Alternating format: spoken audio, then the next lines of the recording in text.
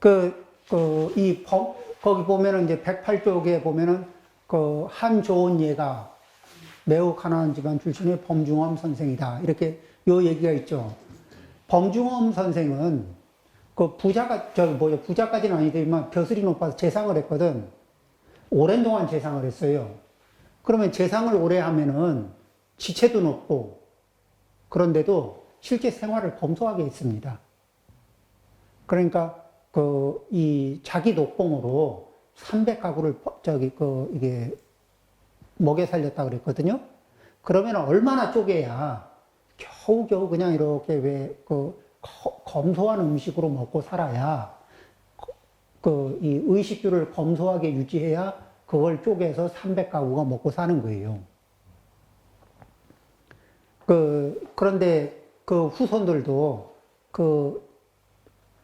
범중엄 선생의 그런 유지를 받들어서 이렇게 검소하게도 살고 또 그 덕을 베풀고 살았는데, 중국에서는 명문 중에 공자님 가문하고 이 범중엄 선생의 가문하고는 지금도 명문으로 통합니다. 그리고 저희 대가 안 끊기고 그렇다고 합니다. 그 다음에요. 모든 사람으로부터 사랑과 존경을 받을 때 두려워하고 조심해라. 사랑과 존경을 받을 때는 과분한 걸 받고 있구나. 그러면 과분한 건 내 몫이에요? 아니에요? 내 몫보다 많이 받고 있다고 생각을 하면은, 그러면은 그거를 다 받아들일까? 아니면 조금 흘리면서 받아들일까? 흘리면서 받아들이는 거예요. 그리고 뭐예요? 그러면서 과하게 받았으니까 지금 이게 과하게 받고 빚을 지고 있다고 생각하고 조심하는 거죠. 우리는 이렇게 다른 사람으로부터 사랑과 존경을 받을 때 이게 자신감까지는 좋은데 오만심으로 넘어가는 거, 거만심, 오만심으로 넘어가는, 이 까딱 잘못하면 우리는 그쪽으로 이게 훅 하고 가요. 그리고 그거는 뭐냐면은 자신감은 아름답게 비치는데 거만심, 오만심은 이게 좀 독성이 묻어나는 이렇게 이 불편한 기운이거든. 본인은 못 느껴요. 본인은 한번 작두를 타면은 그게 자신감에서 오만심으로 넘어가도 본인은 못 느껴. 그리고 그럴 때 더 이게 기세가 더 뿜어지거든. 근데 병이 들고 있는 거예요. 병들지 말라고. 병들고 있다.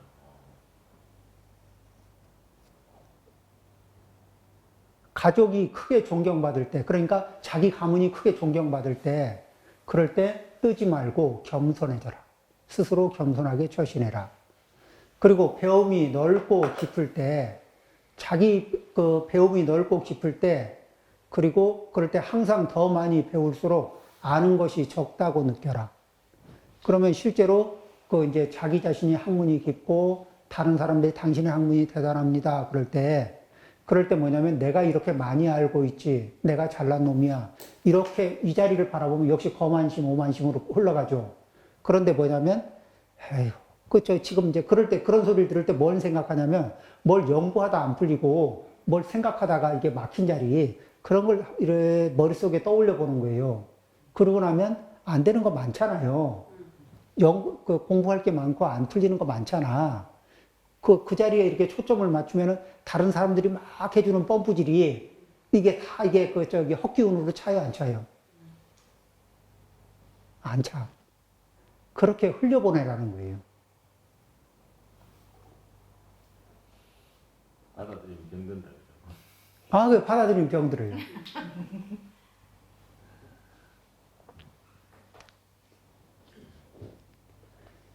그러니까 거기 이렇게 이제 그렇게 하고, 그 다음에 이제 과거에 대해서는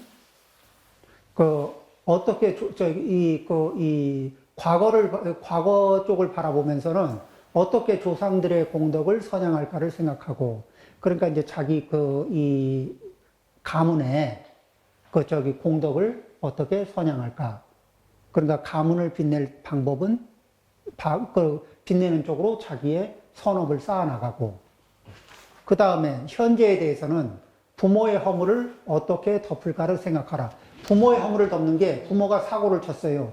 그러니까 우리 부모는 사고 치신 일이 없습니다. 이게 덮는 게 아니에요. 우리 부모가 좀 실덕을 했거든, 사고를 쳤거든, 그래서 사람들에게 피해를 줬거든. 그러면은 어떻게 해서 부모의 허물을 덮느냐? 자식이 선행을 많이 하는 거예요. 그러면서 뭐라 그래요? 이 사람이 이 아무개의 아들이다. 근데 아무개에게 이렇게 피해를 좀 입은 게 있어요. 그런데 아무개의 아들이 선행을 많이 해서 피해보다도 피해를 충분히 보상할 만큼 아무개의 아들이 선행을 해줘요. 그러면은 사람들이 그 아무개가 했던 악행을 더 따질까 안 따질까?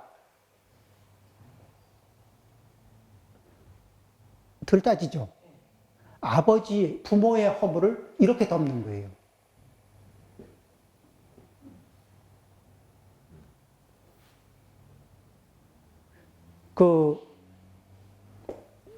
우리 아버지는 그런 일을 하신 일이 없습니다. 뭔가 잘못하시고 하시는 말씀입니다. 아버지는 저하고는 관련이 이런 게 그렇게 허물이 덮어지는 게 아닌 거예요.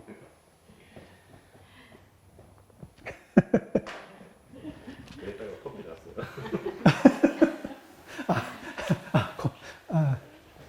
그쵸? 예. 그 다음에 나라에 대해서는 자신에게 베풀어진 은혜를 어떻게 보답해야 하는가를 생각하고, 자, 나라에 대한 은혜를 얘기할 때요. 지금 우리가 나라에 대한 은혜를 나라에 대한 은혜를 생각을 해야 되느냐, 어떻게 하느냐 보면, 우리가 구한말도 받고, 일제시대도 지냈고, 6.25도 겪었잖아요.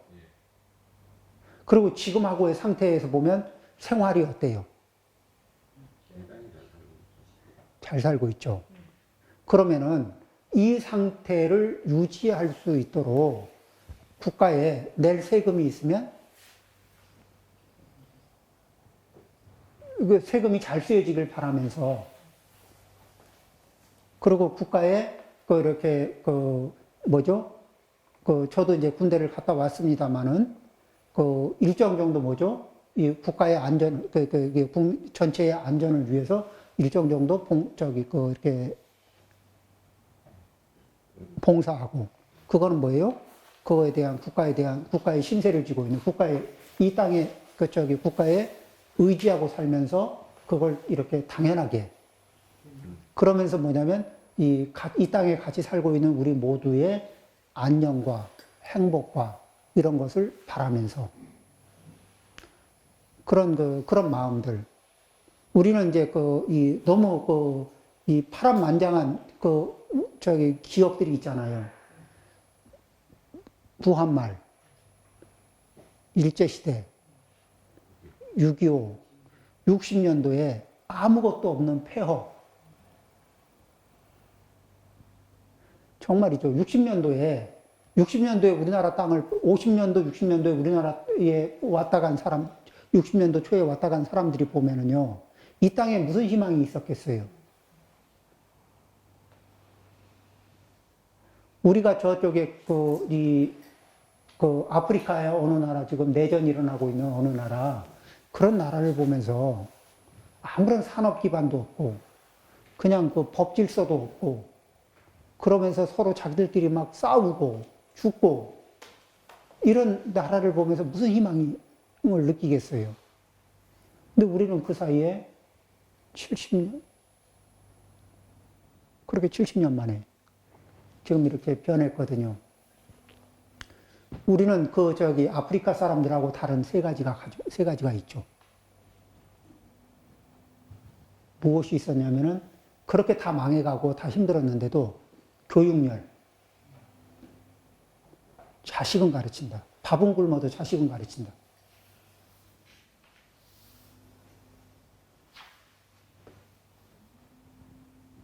그 다음에 한글이 좋았어요. 배우기가 너무 쉬워.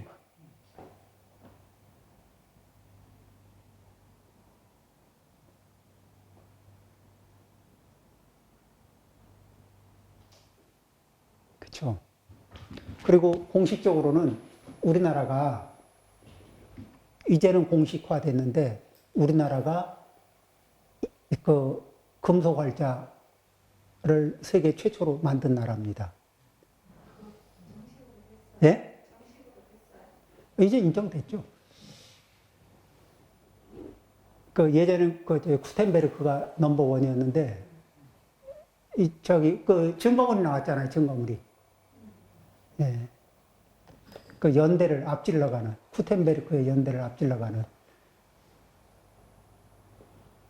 그래서 그런 이런 것들이 그러니까 인쇄술이라는 거는 지식의 보편화인데 그런 DNA가 있었던 거죠. 우리는 그런 국가에 대한 의무 이렇게 생각할 때 그런 많은 저도 출가를 했지만은 이 땅에 사는 사람들에게 또 이 땅에 살지 모든 사람들에게도 다 동등하게 생각을 합니다만은 그래서 세금 낼 일이 있으면 세금 이렇게 몇 푼 되지 않지만 저는 열심히 내고 아무 생각 없이 내고 그 다음에 보험료를 낼 때는 이게 나를 위해서 쓰여지기를 바라기보다는 누군가를 위해서 급한 사람을 위해서 이 보험금이 쓰여지기를 바라고 어차피 내는 건데 이런 거로 이렇게 하나하나 할 때마다 좀 선한 마음을 좀 내고 그렇게 해요. 가족에 대해서는 어떻게 행운을 가져오는가를 생각하고 가족들이 어떻게 행동을 하고 내가 어떻게 행동하고 가족이 어떻게 행동해야 이게 복을 불러올 수 있는가. 그러면 그 변수를 어떻게 만들 것인가. 그 부분을 생각해라. 다른 사람들에 대해서는 주위 어려운 사람들을 어떻게 도울까 생각하고 다른 사람들을 도울 때는 무엇부터 돕냐면요. 급한 것부터 돕는 겁니다. 급한 자리, 뭐죠? 이게 뭐 먹다가 이게 체해가지고 숨 넘어갈 것 같으면 별거 아니에요. 그냥 여기 좀 따주면은 이게 터지면서 숨 쉬어지고 살거든요. 그러니까 막 껄떡껄떡하고 이게 힘들 때가 있어요. 위급할 때가 있다고. 그런 것부터 우선순위에 두고 이렇게 도움을 주면은 그런 생각, 사람이 급한 불을 꺼주는 그런 마음 자세, 자신에 대해서는 삿된 생각과 행동이 일어나는 것을 어떻게 막을까? 그러니까 자신감이 오만심으로 건너가려고 할 때 그런 걸 알아차리고 그걸 어떻게 막을까? 그 앞에 막는 방법을 쭉 여러 가지 적어놨죠? 예. 그렇게 그런 코드 위에서 자기를 반성하는 겁니다. 그렇게 해서 이런 것들을 쭉 하고 나면은 시간 몇 줄 안 남았는데 이거 마무리 할까요? 시간 조금 지나겠는데? 괜찮을까요? 자, 그렇게 해서 112쪽입니다. 매일 자신의 허물을 찾고 이를 즉시 고쳐야 할 필요가 있다. 자신의 허물을 찾아내는 것을 깨달음이라고 합니다. 왜 그걸 깨달음이, 그러니까 우리는 굉장히 신기하게 생각하는데, 자신의 허물을 발견하는 게, 그게 간단한 것 같지만 간단하지 않은 게, 당신이 이런 문제가 있고 저런 문제가 있고 얘기하면 기분 나쁘고 왜 나한테 저런 얘기하나 나를 미워하나 이런 생각을 많이 하다가 어느 순간에 자기에게 내가 진짜 이런 모습이 있었네 하고 발견하는 순간이 있어요. 그러고 나면 억수로 미안하고 부끄럽고 이럴 때가 있거든. 근데 이런 발견이 있고 난 뒤라야 바뀔 토대가 생겨요. 깨달음이라는 건 이렇게 자기가 수정될 수 있는, 수행을 해서 바꿀 수 있는 토대가, 이게 이렇게 이런 통찰력, 자기에 대한 통찰력, 자기의 허물을 알아차리는 거. 이게 굉장히 큰, 우리 중생은 자기 업에 허물이 없을 수가 없거든. 누구라도. 업에 허물이 없을 수가 없는데 그 허물을 남들이 얘기해주면 안 받아들여요. 그렇죠? 그리고 얘기해주는 사람이 미워. 그런데 자기 스스로 찾고 자기 스스로 발견하는 능력이 자꾸 생기면은 나중에는 남들이 딱 지적만 해줘도 자기가 탁 반해는 힘이 좋아지잖아요. 그때는 뭐예요? 힘 안 들이고 일러주니까 그러네 하고 바로 알아차리니까 깨달음이 늘었잖아. 예전에는 깨달음 하나를 얻는데 굉장히 어렵고 1년에 한 번 얻기가 쉽지 않았는데 이제는 자꾸 깨달음을 이렇게 자기 허물을 발견하는 능력이 좋아지다 보니까 스스로도 발견하고 누가 뭐라고 힌트만 줘도 탁 알아차리고 이렇게 이러면 경지가 굉장히 높아진 거예요. 그리고 수정할 수 있는 토대가 생기고 그러면 이제 성인들의 가르침이 이때부터 힘을 정말 발휘하죠. 그럴 때는 요렇게 약을 써라. 요런 방법을 써라. 저런 방법을 써라. 거기에는 이것이 방편이다. 이런 게 알려주는 것들이 있어요. 그걸 갖다 쓰면은 인과가 맞아떨어지면서 제깍 알맞은 어떤 병에 알맞은 약을 쓰듯이 이게 효력이 발휘되면서 그런 허물들이 고쳐지는 거예요. 만약 자신의 허물을 찾아낼 수 없다면 자신이 행한 모든 일이 옳다고 생각할 것이다. 그러니까 뭐 내가 옳지. 그렇죠. 아까 번호에서 항상 자기가 중요하고 자기가 다 옳다고 생각하는 버릇이 있어요. 그렇다면 허물을 고칠 수 없다면 향상이 불가능하다. 즉 뭐죠? 변수를 만들기는 틀렸다. 허물을 고치는 능력이 없으면 변수는 못 만들고 상수 안에서 살기 마련이다. 세상에는 도덕과 공덕의 수행이나 하는 일에서 향상할 수 없는 머리 좋은 사람들이 많다. 세상에 머리는 좋은데 자기 도덕, 자기의 도덕이나 공덕, 또 수행이나 또는 자기가 하는 일에서 어떤 업그레이드가 되지 않는 사람들이 많다는 거예요. 총명한데도 불구하고. 이 세상, 이 세상에서 그들의 실패는 게으름이라는 단 하나의 단어 탓이다. 그러니까 총명한 사람들은 어떻게 하면 어떻게 된다는 거 알까 모를까? 알아요. 그런데 실천하는 실천력 용기가 어떠냐면은 그거 회의지 좀 이따 하지 뭐. 자, 조금 이따 하기로 한 설거지가 저녁 때로 가거나 그렇죠. 조금 이따 돌리기로 한 세탁기는 예. 그 다음에 막 입을 게 마땅치 않다고 막 난리가 나고 예, 그런 게 있죠. 그 다음에 뭐죠? 조금 있다 이거 그런 거예요. 그러니까 일단 재미나고 편한 거, 쉬운 거, 그런 것부터 하고, 그리고 나서 여력이 있으면 하자. 이런 게 게으름이거든.